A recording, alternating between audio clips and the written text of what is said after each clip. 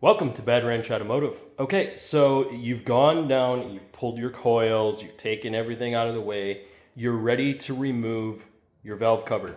Let's cover this valve cover and kind of show you guys what you'll need to know when taking this apart.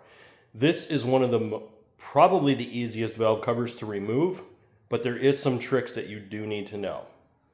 So, number one, you're going to take an 8mm socket and ratchet, and you're going to loosen these 4 bolts. When you loosen them, you're going to pull this bolt up, but not all the way. And I'll show you on my used one how we did this. But you pull this up about halfway and you use it to wiggle back and forth. But you will also use a large flat screwdriver right here on the corner, or you can come from the top and come down through here and get between the head and the valve cover. And you want to put just a little bit of pressure while you're wiggling. And here is our old valve covers. So I'll use the same side that it was on so you guys don't get confused. This is a PCV valve that is fixed to this valve cover. These do go bad, guys. So this is why you guys saw me put new valve covers on, because I'm not going to take a chance of wrecking an engine because of a built-in PCV valve. So, just as you guys are seeing me pull this up, I don't pull it up all the way, because if you look underneath, when you pull it up all the way, you could potentially pull this out. You want it in a little bit so that it wiggles against the metal housing or the aluminum housing. But when you pull this up, what you're doing is you're trying to wiggle this back and forth while you put that screwdriver right between this lip and pry up.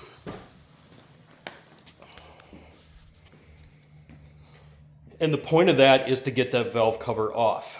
Now, not everyone will go ahead and put new valve covers on. They'll just put the gasket set in. The gasket set is very inexpensive and is the quicker process to do. But you do need to check that PCV valve that's built into those valve covers, because if that goes bad, what happens is it traps air within the engine and can cause your engine oil to get extremely dirty really quickly.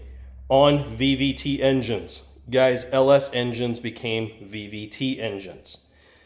The VVTs will get dirty and you will wind up having bad lifters because you had a bad valve cover. That's why I don't take a chance with these valve covers. When they're bad, I just replace them with the gaskets. The reason for that is then I don't have to worry about it. Like I said, that PCV valve is fixed into the valve cover. Bad design on that part. For guys running catch cans, make sure you guys figure out exactly which way the air is flowing before you put a catch can in. If you don't do that properly, you'll have the same effect. You'll plug up your lifters and it'll collapse a lifter. And on the LS engines, that is the weak point. That's why basically the DOD delete has become so popular, because it removes the weakest point to that V8 engine. Once you remove that, there is nothing stopping that engine from making 500 horsepower really easy. Now, this doesn't have the VVT, so I don't have to worry about plugging that up, but I could contaminate the engine, causing me to have bearing failures, other issues. It is a cascade effect. So this is a pretty big deal, guys. We don't really want to mess around with not having good parts. And while we're in there, we want to make sure we get everything put together right. So in the next video, guys, I will be going after this throttle body. I will be unbolting this, taking this loose. I'm not going to remove this though, because we have coolant lines that run through our throttle body, and this is done for the idle. So this helps warm up the throttle body quicker to where it goes to base idle faster. We can't remove those coolant lines because they're tied into the temp return for the radiator. And when we put our other throttle body on, we're going to have to get creative, because the line that's supposed to come out here actually comes out to the side. So I will have to come up with ways to fix that. But we do need to get this clean. I need to clean this air idle control sensor, or IAC. I also need to clean this throttle body so that this is clean when we go to the dyno. We're also going to cut a new hose that would go in there. This is going to be a really big project, guys, and there's another big one that I'm ignoring because I really don't want to do it, but it's coming down to the point where now I have to. I need to change my alternator. I've always said if alternators are buried to where you can't get at them, don't buy those kind of cars. But guys, guess what? Sports cars are those kind of cars.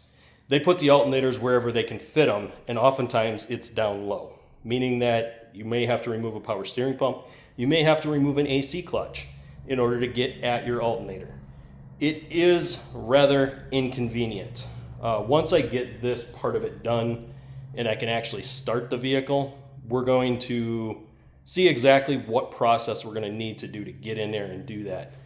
This one was on valve covers, guys. Why we change them, why we put new gaskets in them, and sometimes why we don't just re-gasket old ones. And when it comes down to it, your engine is your most important component on the vehicle because it produces the power to move the vehicle, you, and whatever you put in it. So maintaining that engine is one of the most crucial things you can do to keep your vehicle on the road. Now, transmission is important, don't get me wrong, and very expensive when they go bad, but doing your tune-ups, very crucial. This vehicle had been ignored on tune-ups for a very long time. In fact, many of the components I removed were stock components, meaning that they've been in there since '04 when this thing was built, and no one has ever touched this car. It's a good thing because we know that nobody's messed with it. It's a bad thing because nobody ever tuned it up. Guys, thank you for all your support. Continue hitting the like button, hit that subscribe button, and ring that notification bell so you get notified when I drop new videos. And I'll see you on the next one.